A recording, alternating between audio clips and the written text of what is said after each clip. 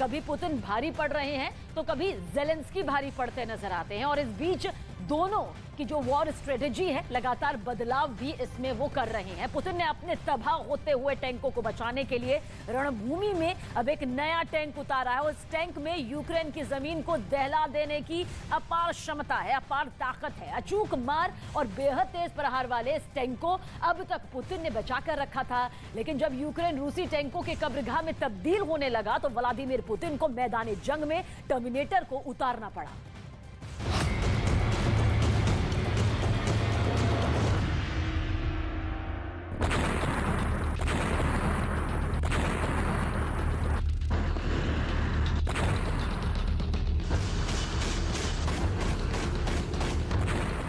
Ukraine को झुलसाने वाला रूस का नया हथियार।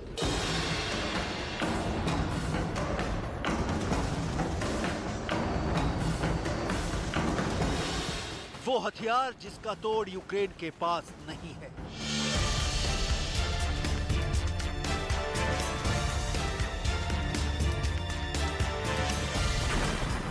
ऐसा टैंक जिसका इस्तेमाल यूक्रेन में अब तक नहीं हुआ।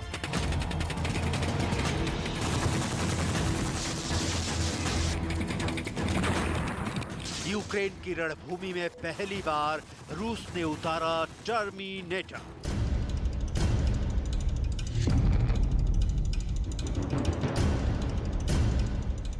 डॉनबॉस इलाके में पहली बार दिखा टर्मिनेटर। रूस के पास एक से बढ़कर एक टैंक है, लेकिन जिस पैमाने पर यूक्रेन रूसी टैंकों को तबाह कर रहा है वो पुतिन के लिए चिंता का सबब बन गया है।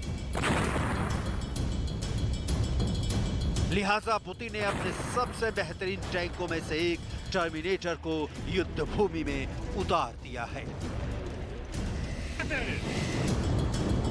बताया जा रहा है कि BMT टर्मिनेटर टैंक को तो सीधे राष्ट्रपति पुतिन के आदेश पर तैनात किया गया है।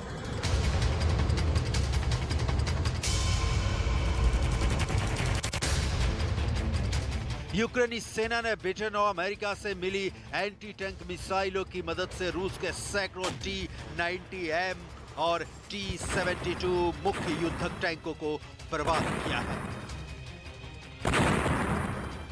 ऐसे में टर्मिनेटर टैंकों की तैनाती को काफी अहम माना जा रहा है। टर्मिनेटर टैंक के तैनाती की जानकारी हाल ही में सोशल मीडिया में वायरल हुए एक वीडियो के जरिए मिली है। यूक्रेनी सेना के मुताबिक रूस ने डॉनबॉस क्षेत्र में टर्मिनेटर टैंकों की एक प्लाटून तैनात किया है। इसे लुहांस्क क्षेत्र में सेवेरोदोनेत्स्क के पास देखा गया है। इस टैंक को डॉनबॉस के शहरी क्षेत्रों में लड़ने वाली पैदल सेना की यूनिटों को मदद करने के लिए डिजाइन किया गया है।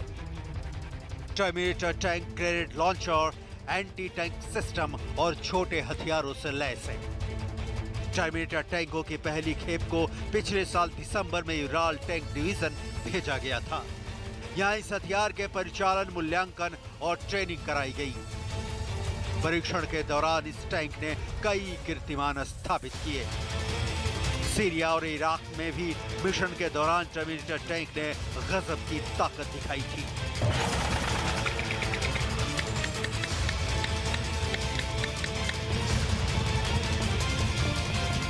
टैंक की मारक क्षमता और उबड़ खाबड़ इलाकों में इसके इस्तेमाल को देखते हुए रूसी अधिकारियों ने सेना में terminator tank support fighting vehicle की एक रेगुलर कंपनी को स्थापित करने का निर्णय लिया।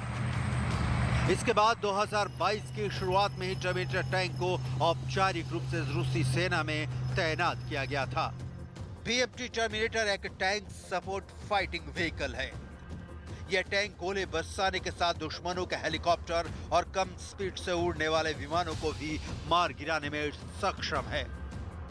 टर्मिनेटर के नाम से मशहूर यह टैंक शहरी क्षेत्र में लड़ाई के दौरान अपने दूसरे साथी टैंक और आर्मर्ड फाइटिंग व्हीकल को नजदीकी सहायता पहुंचाता है, जिससे दुश्मनों के हेलीकॉप्टर, ड्रोन या कम ऊंचाई पर उड़ने वाले दूसरे हवाई जहाज निशाना नहीं बना पाते हैं। BMT-72 टैंक को पहली बार 2013 में रूसी आर्म्स एक्सपो में प्रदर्शित किया गया था।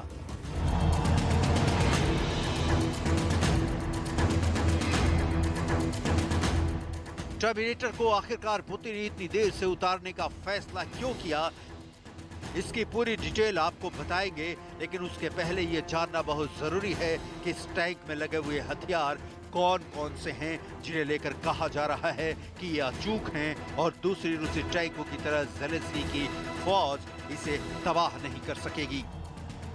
टर्मिनेटर टैंक के प्रमुख हथियारों में 130 mm की एटाका 30 missile launcher, 230 millimetre 2A-42 auto तोप शामिल हैं, जबकि इस टैंक के दूसरे हथियारों में 2 30 मिमी AG-17D ग्रेनेड लॉन्चर और 7.62 मिलीमीटर PKTM मशीन गन है। इस टैंक को रूस की प्रसिद्ध T-72 मैन बैटल टैंक के चेसिस पर बनाया गया है।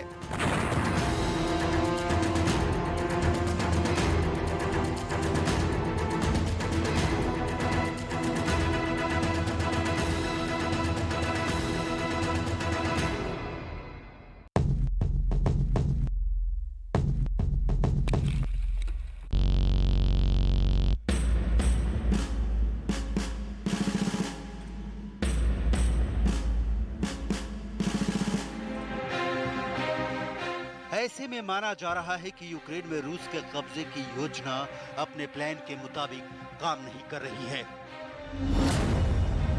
यूक्रेन में अब तक रूस के 873 टैंक बर्बाद हो चुके हैं। इसमें सबसे ज्यादा संख्या रूस के T-72 टैंकों की है। T-72 टैंक को शीत युद्ध के दौरान तत्कालीन सोवियत संघ के इंजीनियरों ने बनाया था। इस टैंक को रूस के दुश्मनों, खासकर अमेरिका के खिलाफ निर्णायक रूप से प्रहार के लिए बनाया गया था। T-72 टैंक के 2000 से ज्यादा यूनिट आज भी रूसी सेना में तैनात हैं। युद्ध के मैदान से आ रही तस्वीरों से पता चलता है कि रूसी टैंक तकनीकी समस्या से ग्रस्त हैं, जिनके बारे में पश्चिमी देश बहुत पहले से जानते हैं।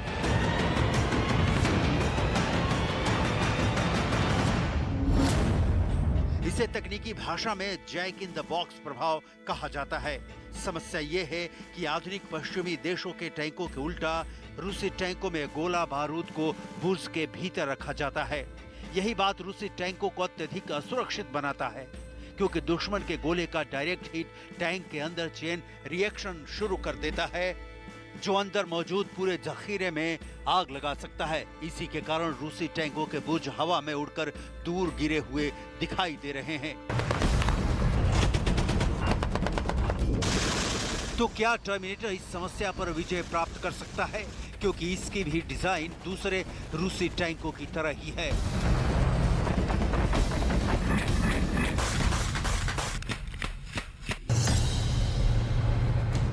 रैंड कॉर्पोरेशन और international institute for strategic studies यानी IISS के मुताबिक यूक्रेन में जब लड़ाई शुरू हुई तो रूस के करीब 2700 लड़ाकू टैंक तैनात किए गए थे, लेकिन देखते ही देखते इन टैंकों को अमेरिकी जेवलिन से यूक्रेनी सेना ने तबाह करना शुरू किया और आज पूरे यूक्रेन में रूसी टैंकों का मलबा बिखरा पड़ा है।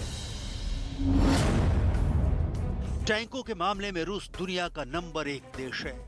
रूस के पास कुल 12,420 से ज्यादा टैंक हैं, जबकि यूक्रेन के पास 2,596 टैंक्स ही हैं और ये पूरी दुनिया में 13वें स्थान पर आता है। बख्तरबंद वाहन की बात करें तो रूस पूरी दुनिया में 3रे स्थान पर है, जबकि यूक्रेन 6ठे स्थान पर है।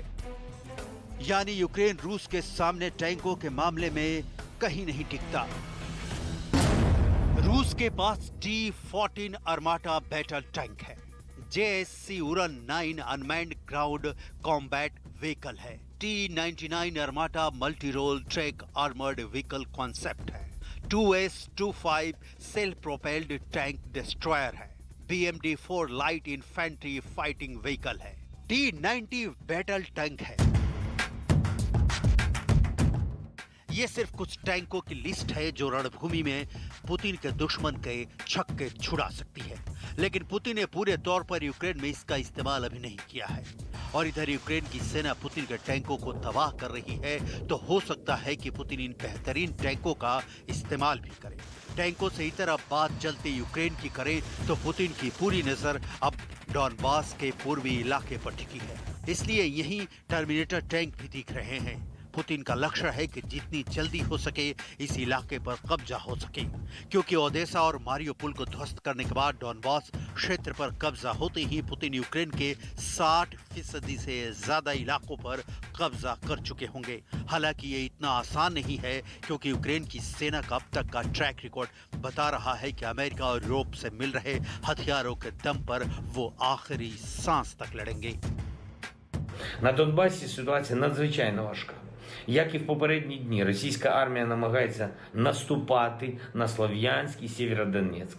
Збройні сили України стримують цей наступ кожен день, який наші захисники і захисниці відбивають у цих наступальних планів Росії, зриваючи їх, є конкретним внеском у наближення головного дня, бажаного дня, який всі ми так чекаємо і за який боремось, дня перемоги. ज़ेलेंस्की चाहे जितनी भी कस्में खा लें, पुतिन रुकने वाले नहीं दिख रहे हैं। ज़ेलेंस्की सैनिकों की संख्या भी बढ़ा रहे हैं और विदेशों से आने वाले हथियारों की खेप भी बढ़ाई गई है, लेकिन रूसी फौज के ताबड़तोड़ हमले से यूक्रेन दहल रहा है। ज़ेलेंस्की खुद बिखरते यूक्रेन की दास्तान सुना रहे हैं।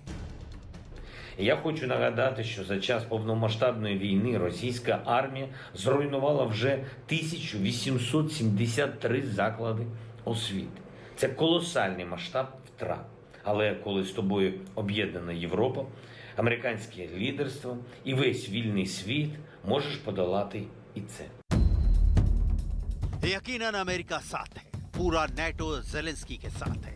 ज़ेलेंस्की को सहानुभूति मिल रही है, लेकिन देखने वाली बात यह है कि रूस किसी भी कीमत पर नेटो को अपने पड़ोस में क्यों कर स्थान दे।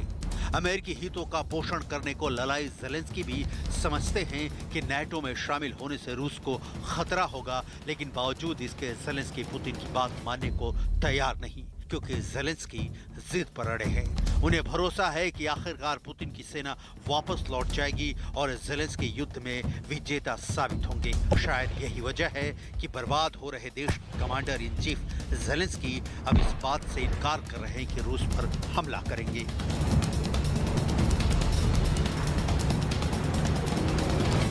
Бояться, що Україна буде якимось чином наступати на Російську Федерацію. Хочу всім нагадати, що війну ми ведемо саме на своїй території. І навіть якщо хтось з країн Європи або світу звик, що Донбас – це окупована територія Росією і вже звикли до того, що там роздали російські паспорти, то ми хотіли б сказати, що це не дуже добрі звички. Це наша територія, і ми йдемо крок за кроком і будемо йти, щоб звільняти нашу територію. Ми просто не можемо.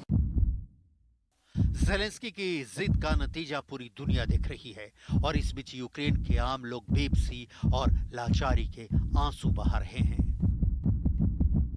Но для нас, как великовозрастных, мы возвращаемся по той простой причине, что мы можем убежать. Там очень много с маленькими детьми. Маленькие детьми, 1, 2, 5 человек в квартире, и жить им негде, поэтому вряд ли вернуться.